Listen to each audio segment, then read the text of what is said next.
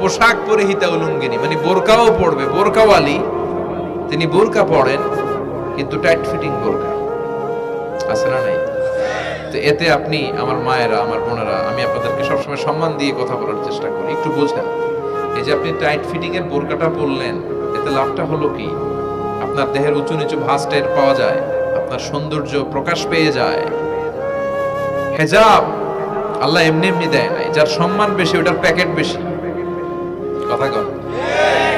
ডায়মন্ডের আংটি ওই রাস্তার মধ্যে বিক্রি করে না? স্বর্ণের আংটি ওইটা স্পেশাল মার্কেটে বিক্রি করে। কোন মার্কেটের সামনে পুলিশ রাইফেল নিয়ে দাঁড়ায় থাকে না, কিন্তু স্বর্ণ মার্কেটের সামনে রাইফেল আছে না নাই? ভিতরে স্পেশাল সিকিউরিটি আছে না নাই? গ্লাস ফিটিং করা, ওইখানে সিকিউরিটি আলাদা, স্পেশাল লকার আছে না নাই?